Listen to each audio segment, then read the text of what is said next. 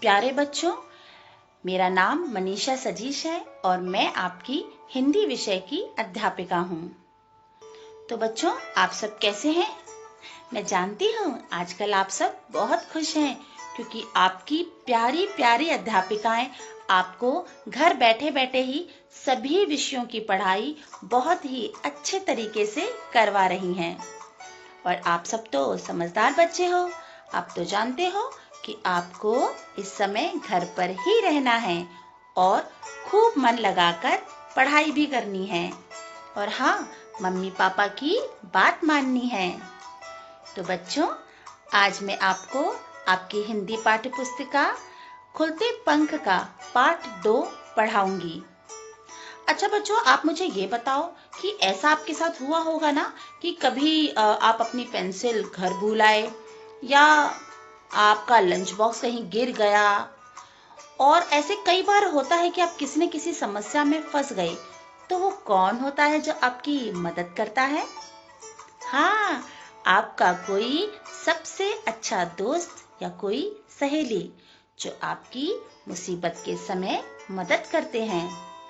तो बच्चों, आपको पता है आपका जो पाठ 2 है वो ऐसी ही 2 सच्ची सहेलियों की कहानी है और इस पाठ का तो नाम ही है 2 सहेलियां।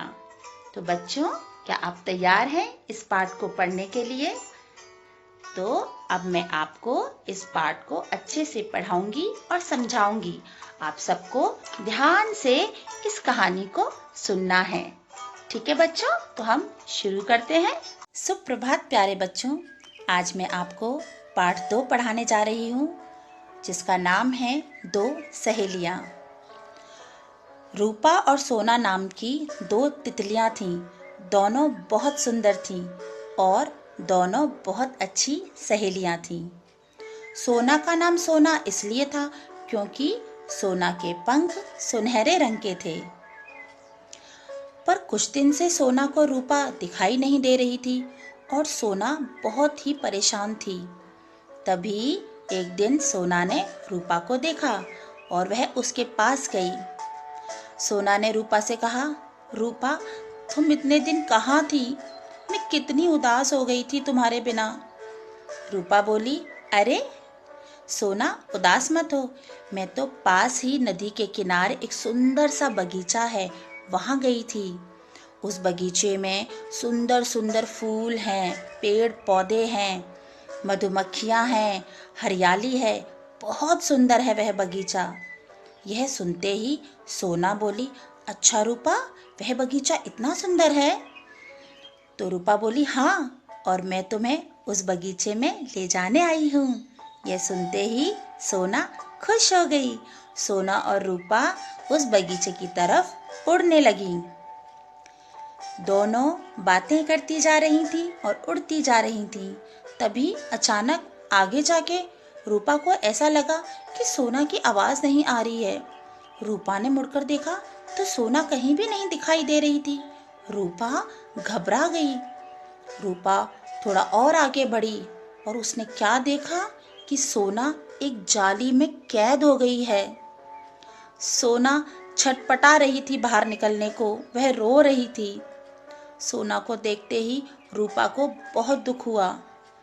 वह और आगे बढ़ी तो उसने क्या देखा कि वहाँ एक बंटी नाम का बच्चा था जिसने सोना को जाली में कैद कर लिया था। रूपा ने बंटी से कहा, तुमने मेरी सहेली को क्यों पकड़ लिया है? क्यों उसे जाली में कैद किया है? देखो वह कैसे छटपटा रही है, रो रही है। मेरी सहेली को छोड़ दो, तुम क्यों उसे मारना चाहते हो? बंटी बोला, अरे नहीं नहीं, मैं इसे मारना नहीं चाहता, मैं तो इसके साथ खेलना चाहता हूँ। पर तुम तितलियाँ मेरे हाथ लगाते ही उड़ जाती हो और मैं तुम्हारे साथ खेल ही नहीं पाता। रूपा बोली, बस इतनी सी बात? बंटी बोला, हाँ, मैं तुम लोगों के साथ खेलना चाहता हूँ।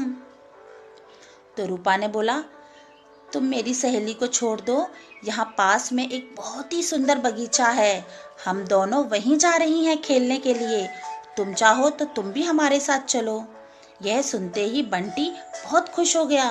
बोला, अच्छा, तुम मुझको भी अपने साथ लेके चलोगी?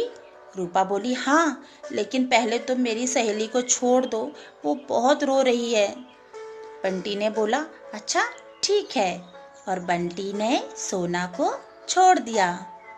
सोना दौड़ के रूपा के गले लग गई और वह रूपा से बोली, रूपा, तुमने आज मेरी जान बचाई है, अगर तुम नहीं होती तो पता नहीं मेरा क्या होता।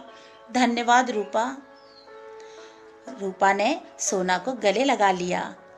अब वह तीनों दोस्त बन गए और वह तीनों उस सुंदर से बगीचे की तरफ बढ़ने लगे।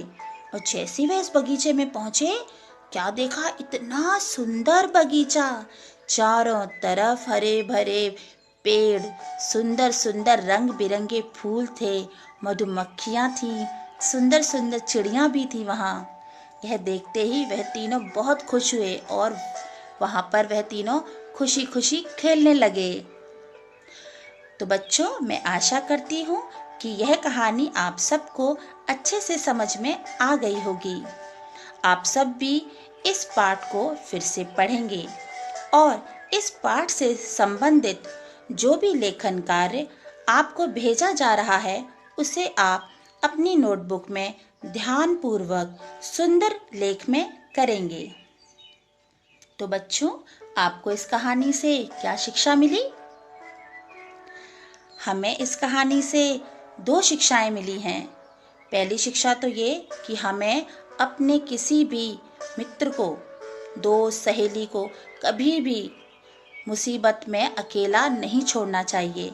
हमें अपने दोस्तों की, सहेलियों की हमेशा मदद करनी चाहिए। और दूसरी शिक्षा हमें यह मिलती है कि हमें कभी भी किसी भी जीव, जंतु, पशु को कैद नहीं करना चाहिए। हमें जानवरों पर अत्याचार नहीं करना चाहिए। ठीक है बच्चों? तो बच्चों, आप इस कहानी को फिर से पढ़ेंगे और अच्छे से समझेंगे। ठीक है? तो बच्चों, घर में रहें, स्वस्थ रहें और खुश रहें। धन्यवाद।